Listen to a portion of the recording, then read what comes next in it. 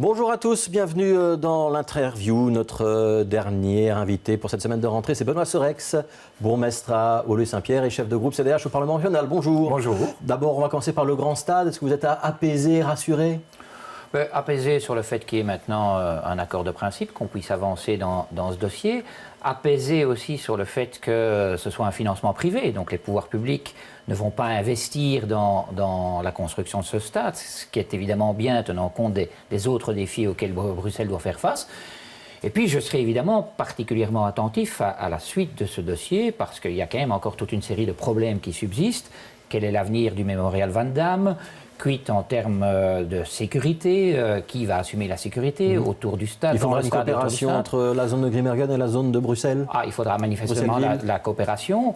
Même chose en termes d'emploi des langues dans ce stade. Moi, je ne veux pas qu'on ait un certain nombre de pratiques discriminatoires comme on en a connu dans certaines communes de la périphérie. Donc il faudra que là, les choses soient vraiment bien clarifiées. Et je ne voudrais pas non plus que du côté de la région flamande, à un moment donné, on nous demande des compensations exorbitantes. Et je pense au centre commercial à Makelen, je pense à la problématique de l'élargissement du ring. Donc il faudra être attentif à tout ça. Et il y a quelques semaines, quand on avait commencé à parler du projet après cette fameuse réunion d'Ostende, le groupe CDH au Parlement régional avait quand même fait part de ses inquiétudes, avait quand même posé un certain nombre de questions. Est-ce que vous avez des réponses?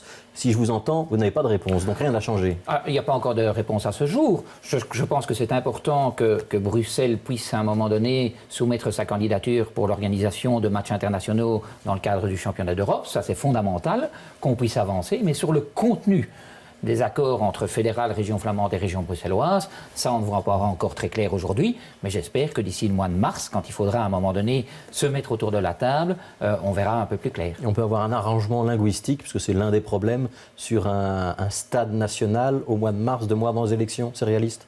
C'est indispensable, en tout cas à un moment donné, si on veut avancer. Il faudra une clarification avant les élections. Si on veut avancer dans ce dossier, et je trouve que c'est le type de problématique qu'on doit pouvoir régler dans le cadre de la communauté urbaine, qui est quand même un des acquis des accords institutionnels. Je pense qu'il faut aussi maintenant donner du contenu à cette communauté urbaine. C'est le problème du stade, mais c'est le problème des centres commerciaux, de la mobilité dans et autour de Bruxelles. Il y a quand même toute une série de dossiers qui devraient pouvoir être abordés en concertation avec les régions voisines. Alors, votre actualité à vous, c'est une étude sur le coût de l'immobilier ou le prix de l'immobilier en région bruxelloise.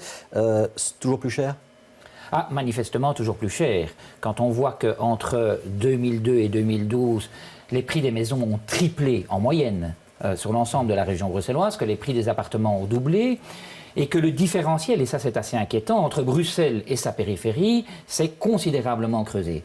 Donc on a mené ici à Bruxelles toute une série de politiques visant à la fois à la rénovation des logements sociaux, à la fois à la mise sur pied d'aides locatives, c'est extrêmement positif, mais je pense que dans l'avenir, il faudra concentrer un certain nombre de moyens sur l'aide à l'acquisition pour faire en sorte que les Bruxellois, plus demain qu'aujourd'hui, puisqu'on est dans un rapport 40-60, puissent devenir propriétaires de leur logement. Donc plus 179% sur le prix des maisons, plus 115% sur le prix des appartements, c'est les chiffres qui ont été publiés dans la Libre Belgique cette semaine. Ça veut dire que le gouvernement Piquet, dont vous faisiez partie, n'a pas bien travaillé sur ce dossier-là, M. Serex? Non, pas du tout. C'est qu'on voit qu'il y a eu une augmentation, particulièrement ces dernières années, depuis 2008, des prix d'acquisition ici à Bruxelles. C'est toujours de la faute des fonctionnaires européens? Non, c'est dû à plusieurs facteurs. L'internationalisation de Bruxelles, oui, mais on peut être très content de cette internationalisation de Bruxelles quand on connaît ses répercussions au niveau économique et création d'emplois. C'est aussi le fait qu'on est sur un territoire exigu, ici en région bruxelloise. Et puis, je tiens quand même à vous le rappeler, on vit un boom démographique qu'aucune autre ville européenne ne vit. Et donc ça, à un moment donné, il faut loger ces gens. Et nous souhaitons en tout cas permettre à plus de Bruxellois d'avoir accès à la propriété dans cette région. On va venir sur les remèdes dans un instant, mais un dernier mot sur les constats. Il y a toujours une fracture au niveau du canal? Il y a toujours une fracture. Entre le nord et le sud? Il y a toujours une fracture au niveau du canal. Et tous les projets de réaménagement du canal ne changent rien à ça? Si, puisqu'on voit tout de même que même dans ces communes-là, le prix de l'immobilier a considérablement augmenté. Mais on voit tout de même que le différentiel reste extrêmement important entre un certain nombre de communes d'un côté du canal et d'autres de l'autre. Et là, il faut quand même rester attentif à la dualisation de la ville. Alors, les remèdes. Qu'est-ce qu'on peut faire? Exonérer de précompte les moins de 30 ans? Ça, c'est une solution? Alors, c'est une des pistes. Il y a un certain nombre de communes. Par exemple, dans ma commune, nous le faisons, pour ceux qui acquièrent une première habitation en région bruxelloise. C'est aussi travailler avec l'outil du Fonds du logement qui octroie des prêts à taux réduit à ceux qui acquièrent un logement en région bruxelloise. Il faut, je pense, il faudra doper les moyens du Fonds du logement, relever aussi le plafond de revenus qui permet d'avoir accès au Fonds du logement, parce qu'aujourd'hui, tenant compte de la hausse importante des prêts de l'immobilier, on voit que toute une jeune classe moyenne, malheureusement, n'a plus la possibilité de se loger à Le problème Bruxelles. fondamental, parce que là on parle de mécanismes fiscaux, d'incitants, de correctifs, le problème fondamental c'est l'offre. Il n'y a pas assez de logements à Bruxelles, point final, il faut en construire plus, non? Oui, mais vous n'allez jamais, il ne faut pas tromper les gens, vous n'allez jamais parvenir à juguler complètement le marché immobilier. Il faudrait construire des dizaines et des dizaines de milliers de logements. On a fait un effort au niveau régional, mais on voit bien que ça n'inverse pas les tendances du marché. Est-ce qu'il n'est pas temps de se dire qu'il faut de nouveau des grands programmes immobiliers avec des grandes barres d'immeubles et des grandes tours à Bruxelles? Est-ce que vous êtes prêt à en accueillir à Woluwe-Saint-Pierre? Mais vous savez, on ne va pas faire vivre les gens dans des clapiers non plus ici à Bruxelles. Ces grandes barres d'immeubles et ces concentrations de logements, on en a vu les effets pervers également. Donc on doit continuer évidemment à construire du logement public, mais on doit aussi permettre à nos Bruxellois d'acquérir leur logement. Et là, il y a toute une série d'outils, et c'est ce qui nous permet de réguler un peu les conséquences de ce boom immobilier, d'outils, je pense aux droits d'enregistrement, je pense aux droits de succession, qui doivent pouvoir être adaptés pour permettre d'accéder à cette propriété. Ouais, dans l'article Libre Belgique, on évoque des mécanismes de fraude, un petit peu d'évasion fiscale sur l'acquisition, ça existe vraiment? On constate, bien entendu que ça existe, on constate aujourd'hui qu'un certain nombre de très très grosses opérations immobilières échappent aux droits d'enregistrement sur base de montages fiscaux, que ce soit des cessions d'actions de société. On vend une société plutôt que de vendre un immeuble. Voilà, exactement. Et donc ça, il y a moyen de corriger? Ça, il y a moyen de corriger, et il faudra que le gouvernement trouve des solutions par rapport à la taxation de ce type d'opération. Alors on est dans la semaine de rentrée. Comment ça s'est passé la rentrée pour les écoliers qui sont scolarisés à Woluwe-Saint-Pierre? La rentrée s'est bien passée à Woluwe-Saint-Pierre. À Woluwe-Saint-Pierre, on a un réseau scolaire qui est extrêmement dense, donc on a cette chance, à la fois des écoles communales et à la fois des écoles de l'enseignement libre. Donc on a eu une rentrée en toute sérénité dans ma commune. Est-ce qu'il y a des places programmées en construction dans les prochaines années dans la commune? Oui, nous avons des chantiers en cours pour l'instant, notamment dans le quartier de Stockel, qui vont se terminer dans les prochains mois. Et nous avons encore d'autres projets pour créer des places complémentaires. Je pense que c'est notre devoir dans chaque commune ici à Bruxelles de participer à l'absorption de ce boom démographique et à créer des places dans nos écoles. Malgré tout, on sait que ça ne suffira pas. Si on fait le compte total, on arrive à 21 000 places prévues dans les 10 prochaines années sur Bruxelles. On sait qu'il en faudrait, d'après une étude de Bruxelles Studies, quasiment le double. Ça veut dire quoi? Ça veut dire que les Bruxellois ou la Fédération Wallonie-Bruxelles, communauté française de son ancien nom, ont raté la prévision du boom démographique? Alors, il y a déjà quand même énormément d'efforts qui ont été faits par la région bruxelloise, par la Fédération Wallonie-Bruxelles pour augmenter le nombre de places. Manifestement, c'est encore aujourd'hui insuffisant. Les communes doivent aussi apporter leur écho à ces projets de construction.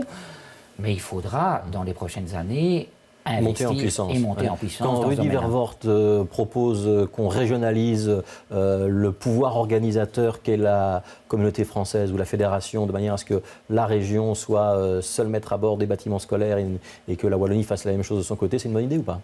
Mais vous savez, régionaliser pourquoi?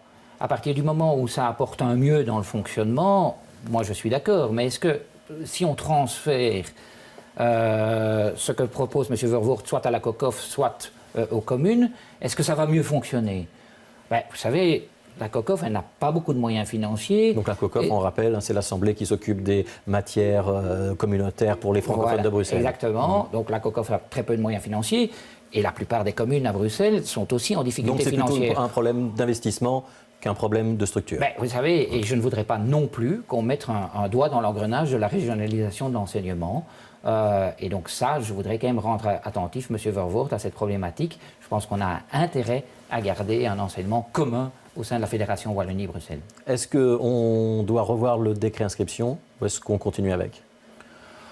Très clairement, il faut évaluer ce décret inscription. Il y a aujourd'hui encore, et on l'a vu dans le journal tout à l'heure, plusieurs dizaines d'enfants qui sont sans école. C'est inacceptable. Et donc, il faut évaluer ce décret inscription. Il faudra aussi, et ça fait partie des politiques à mener dans les mois et les années futures, construire des places complémentaires et des places de qualité ici à Bruxelles. Sur le décret inscription, est-ce que pour rentrer dans un gouvernement après 2014, le CDH exige qu'on le revoie ou pas? Je pense que la nouvelle ministre de l'Enseignement Marie-Martine Schins. a été très très claire à ce sujet-là. Évaluer et adapter le Est-ce qu'il marche à Bruxelles? Est-ce qu'il marche à Woluwe-Saint-Pierre? Est-ce qu'il y a moins d'écoles de système dual, avec des écoles élitistes d'un côté et des écoles un peu moins bien cotées de l'autre? Est-ce que ça a corrigé ça ou pas? Est-ce que l'objectif est atteint? Vous savez que moi je suis très sceptique sur l'objectif de mixité tel qu'il était prévu dans ce décret inscription. Je ne pense pas qu'il ait atteint sa cible à ce niveau-là. Alors, on va terminer avec une question Twitter, si vous voulez bien. Vous allez pouvoir la voir sur l'écran derrière. Elle émane de Dorian de Meus, qui, si je ne me trompe pas, est journaliste au groupe IPM. Ambitionnez-vous de prendre la tête de liste au régional? Et on parle évidemment des élections de 2014. Alors, je veux être très clair, nous ne sommes pas encore dans l'élaboration des listes au sein de notre formation politique. Il y a encore énormément de travail au Parlement et au gouvernement. Vous avez vu que moi-même, je dépose des propositions pour essayer d'améliorer les choses en matière de logement. Donc, je vois que d'autres formations politiques s'agitent énormément dans le cadre de la confection. Et vous n'y pensez pas en vous rasant le matin? Non. Chez nous, ça viendra dans les prochains mois, en temps utile, d'ici la fin de l'année ou plus tard. Benoît Serex, il y a deux candidats possibles, Benoît Serex ou Céline Frémaux. Est-ce que vous êtes candidat à la tête de liste régionale ou est-ce que vous vous dites, non, c'est la ministre en exercice qui, naturellement, doit l'être? Mais vous savez, c'est pas comme ça que ça se passe. D'abord, c'est ni moi, ni Mme Frémaux ou Mme Milquet qui décident. Nous avons une formation politique avec un président de parti et avec une procédure à respecter. Et à un moment donné, ce sont les membres et les militants qui désigneront qui va être tête de liste. Si on ne sent pas que vous avez envie d'y aller, il y a peu de chances que vous soyez tête de liste. Est-ce que vous avez envie d'y aller? Alors, j'ai toujours dit, cher monsieur, que je souhaitais continuer à jouer un rôle au niveau régional dans les années futures. Et on verra bien. Ça veut dire que vous avez envie de l'être? Non, ce que le parti me demande de faire. Benoît Serex, merci d'avoir été l'invité de l'interview. Ce soir, 18h, le journal. Et moi, je vous donne rendez-vous demain entre 13h et 21h pour Les Experts, dont ce sera le premier numéro de la saison. Bonne journée. Tout de suite, c'est la météo. Alexandra Robert.